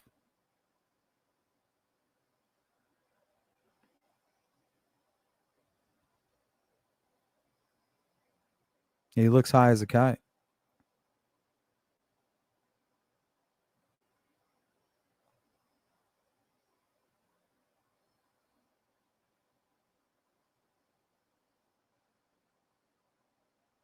Who's that young guy?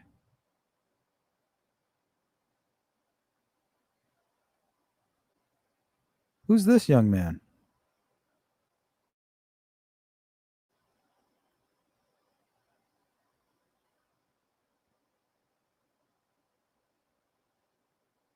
All right, who's this young guy here? Now, this is what I screenshotted and put on the thumbnail. Because Richard Allen looks really young right there. And what have we learned? Lighting, angle, position, personal bias. All plays a part in a witness's testimony. All right, guys, that's it for today. So I want you guys to go ahead and answer right now. Tell me what you saw.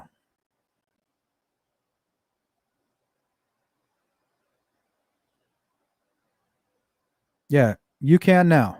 Everybody tell me what you saw. Obviously, I showed a face. Was it a male? Was it a female? Did this person have blue eyes, brown eyes, blonde hair? What color was their shirt? Were they wearing a hat? Did they have long hair, curly hair?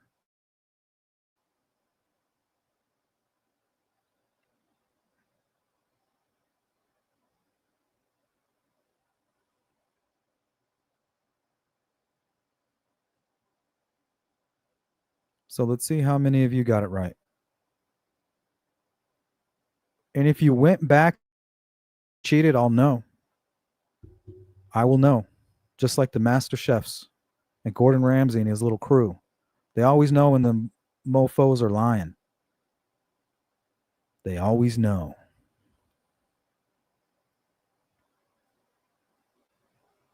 Brian Emery says white male with blue eyes. Okay. Darkside said look like Greeno in a skull cap. Scared. Man. Brown eyes. Dark complected, in my opinion. Okay, Darkside. Welcome in, Brian. But Brian says white male with blue eyes. Look at these guys are all, look at the contrast. Brown eyes, dark complected. White male with blue eyes.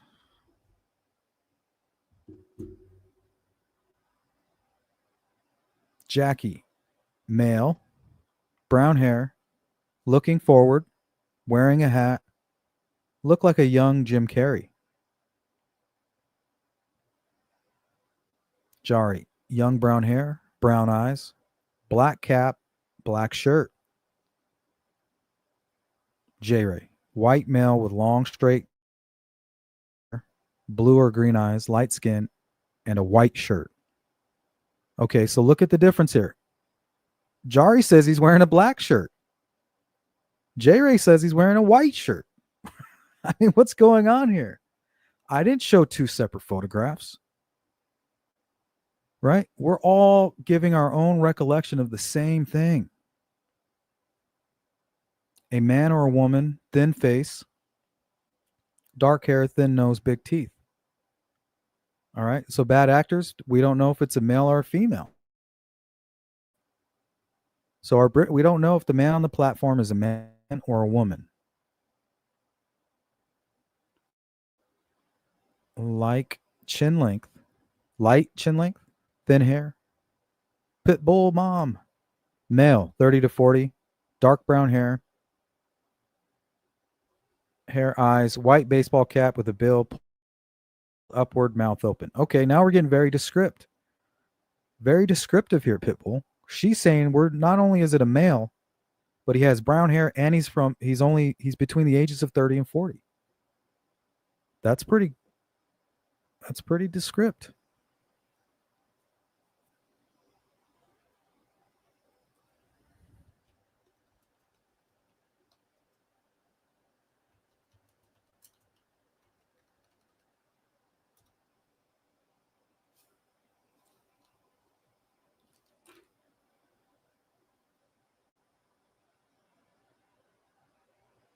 All right. What do you guys think about age? Do you guys agree? Male between 30 and 40? Beth says, I saw a young white guy wearing a black ball cap. Good to see you, Beth. With a look of surprise or shock on his face. Short, dark hair. Okay, so Beth says short, dark hair. We had somebody earlier say long, black hair, even possibly a woman. So how is it that people are seeing things so differently? Thought it looked like Greeno too. Maybe it was. Bootleg Pass says Jared Leto. Brown hair, white, overexposure, overhead.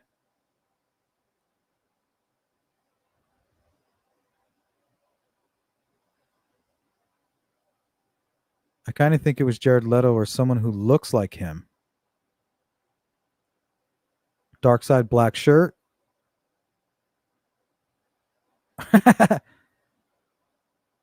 Jari white male, kind of olive skin. Okay, what about the age? Do we have anything on the age? Only one person commented on the age. Between 30 and 40. Some of you guys called him Jared Leto, Jim Carrey. There was another one. Greeno. So those guys all kind of share the same face, right? The high cheekbones, defined jaw. Hey, what's up, big fish? Fishy. Says male for sure. I don't recall seeing teeth. All right, any facial tattoos? But I really want to hear about the age. Let's get to the age here. Wow, people saying dark brown hair and eyes is wild. All right, Fishy says 25 to 35. Wow, 25 to 35, Brian Emery. J-Ray, 25 to 35. J-Ray. Maybe black hat or dark hair? Fishy, okay. Jari, 20s. Ooh, bootleg, I didn't see that. I said that too. Beth. All right, the consensus so far is like 25 to 35. Jackie says no facial tattoos, 25 to 35. All right, our bridge guy suspect was anywhere between 16, I think, and 40, but could appear younger than his actual age. Darkside says he has a skull cap. Do you guys agree with that? Is he wearing a hat, skull cap, or does he just have really long hair?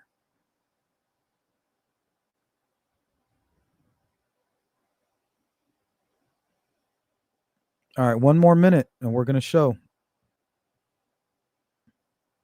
going to give you the answers that you seek.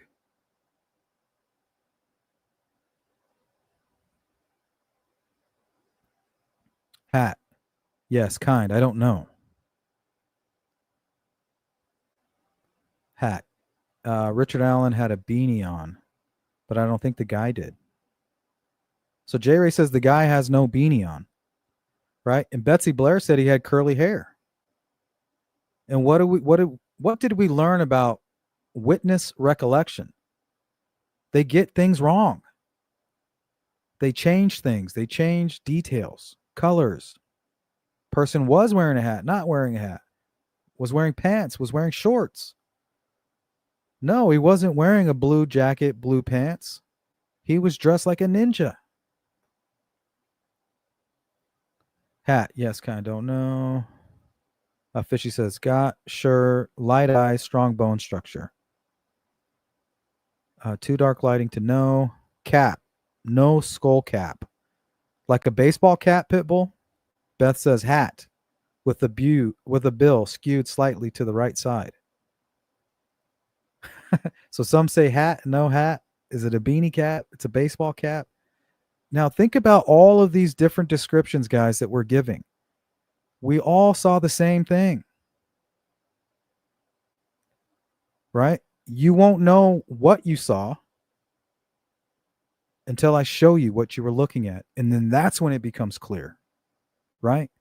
When they showed the witnesses Libby's video, it all became clear and concrete. Without that video, it was nothing. Just a bunch of subjective garbage.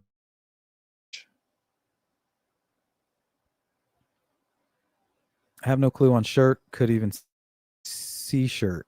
Well, we've had somebody say white shirt and somebody say black shirt.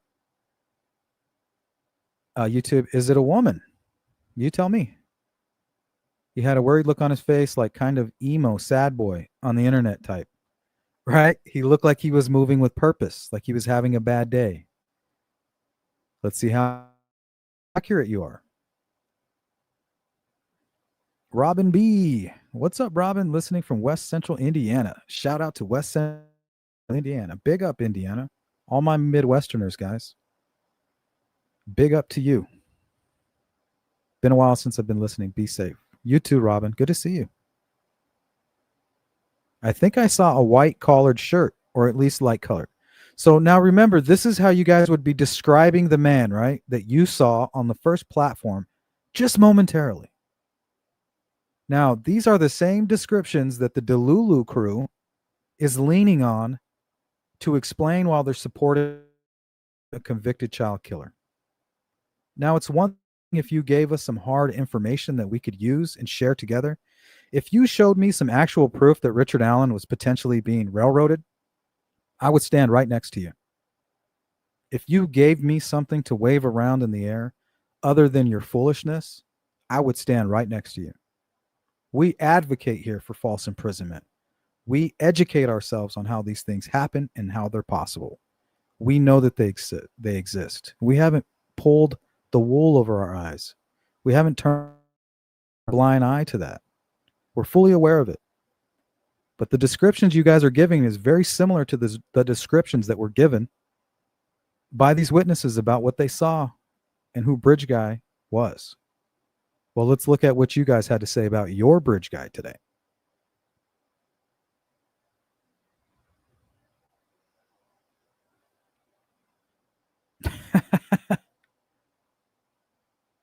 There he is.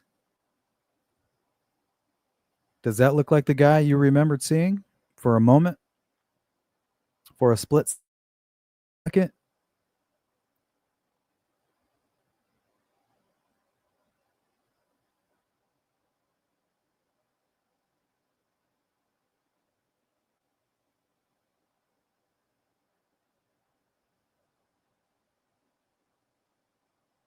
It's not how it works, Fishy. You got to do your homework, girl. It's not how it works.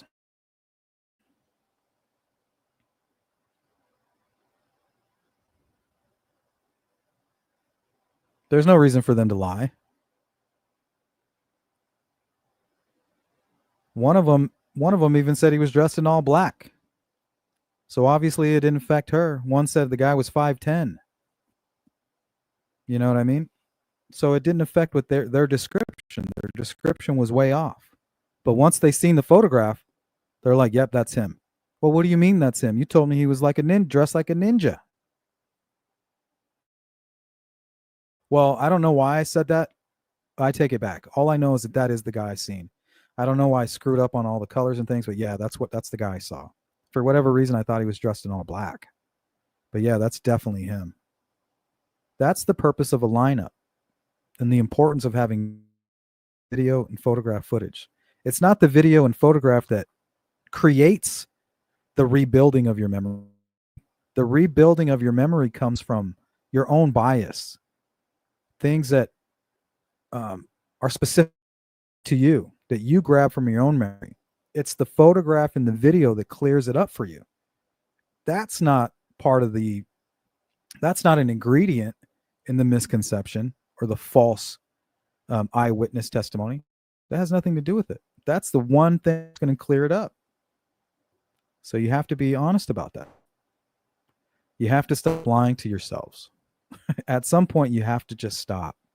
You have to stop seeing it, right? Little miss can't be wrong.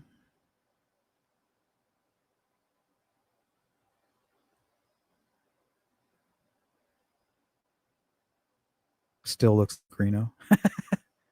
And I drew the little cap on because I knew some of you would look at that cap and call it hair. Betsy Blair looked at that cap and thought it was curly hair. Some of you said he had a white collared t-shirt on. Beth says, not a skull cap. Wasn't a skull cap. It was a hat slightly turned. Right? So what if your suspect in the bridge guy, or the person that you thought was bridge guy that day was wearing a hat slightly turned, right? And Betsy Blair says, oh, the guy I saw had a hat slightly turned. It's going to be hard for you to get over that unless you're being true to yourself and true to the facts and not being afraid to change trajectory. You have to be prepared to do that if you're truly seeking answers. But if you're just a Satanist conducting a black magic ritual, these people are hoping and hoping to get Richard Allen and Alfred plea later on, just like the West Memphis 3. It's disgusting. And I'm not going to allow them to turn a house of cards into something solid, because then they can start to build on that. So when they build the house of cards, it's important for us to come in there and knock it down. Now, remember, when we continue to come in and knock that house of cards down, they're not going to attack our ideas. They're going to begin to attack us personally, because even they know they can't attack the ideas. They're just going to continue to participate in more wickedness, more attacks, more more shaming, because that's what they're about. The darkness of the Delphi case. Satan is their daddy. Yeah, some of you were really accurate. I'm not saying that it's a lie. I'm saying every time you recall a memory, you're actually changing that memory. And just in the way that they ask questions can influence your recall. Yeah, that is true. But not seeing a photograph of what you actually saw. They can't present you a photo and then you're like, oh yeah, that's what I saw. That's not how it works. But yeah, they can ask you questions to where it kind of leads you in a direction. It's a leading question. It's not going to influence your description, but it might influence, help you lean in one direction or other about your description. Like, was it black? Yes or no? Well, I can't say. Okay, so it could have been black. Yes. So instead of saying, well, she didn't see a black car, she can't say whether or not she saw a black car. They say, well, it could have been. It's all manipulation.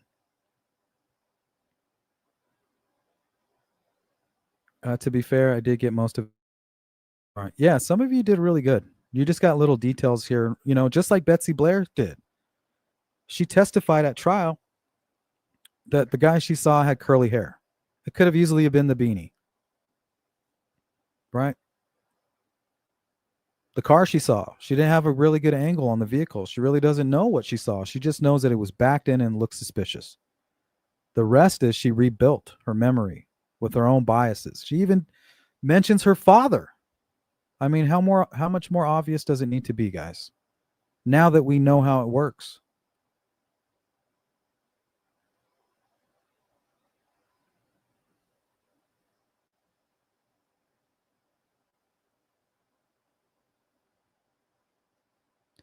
All right, guys, this is going to do it. I appreciate everybody who showed up. I want to give a special thanks to Miss Dog Lover and wife Lilith for sponsoring today's live stream. The Cash App right there is sliding across the bottom of the screen. Remember, guys, we're 100% crowd-funded. But if you can't hit the Cash App button, you can always hit the like button. It's right there. Just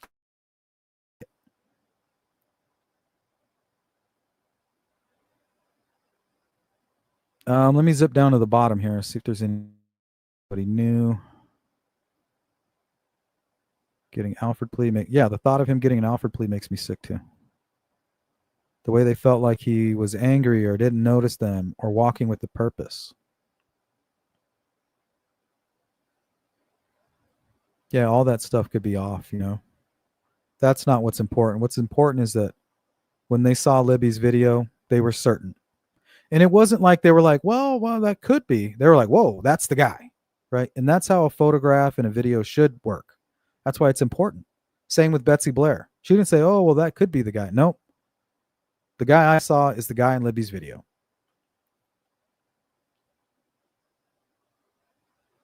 I don't know, Robin. I really don't know where he's at. All right. All right, last one. True. Jerry, one way to help memory go into your brain better is to actually relate it to something that you already know. Yep, that's a good example. All right, guys. Big shout out to the replay crew. You know exactly what to do. Drop a comment. We'll get back to you. Veronica, what's up? Yeah, they didn't need to recall Richard Allen. That's what that's the whole point of today's discussion. You're going to have to go back to the beginning. That's how it works. It's not about being able to identify Richard Allen. It's about having Libby's video and being able to clear it up, right? You're able to cross-reference, right? Why did you say he was in all black? I don't know. That's how I remembered it. But yeah, that's the guy I saw right there. I don't know why, but I remembered him in all black. But now that you're showing me the video, 100% that's him. Thank you, Fishy. I appreciate that. Yep, he's nice and healthy.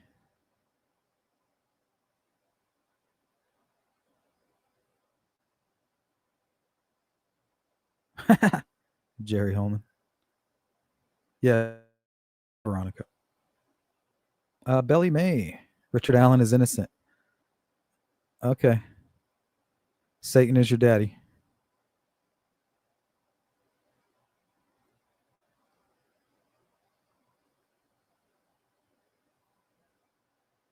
Yep, we have a new baby. All right, once again, thank you, Miss Dog Lover, wife Lilith, and everybody that's been supporting my channel, all my members, all of my hardworking moderators, people who donate to the channel. I wouldn't be here if it wasn't for you. Thank you guys for making it possible to at least try to live out my dream of being a true crime news reporter, a professional web sleuth, and a true crime content creator. That's what I want to do with my life. I want to work with you guys, help victims, give them a platform for what we do, and to break these narratives that are being constructive, that help people like the West Memphis 3 get an Alfred plea. We can't allow that to happen in this case. Now, if you want to present some real facts and information about Richard Allen being innocent, please do so. Please do so, because I will stand up next. I will shout it as loud as I can. I will invest my entire platform into helping that man. But you can't do it. You haven't done it. Therefore, it's disgusting how you re-victimize people. And once again, Satan is your daddy. Peace out, crew.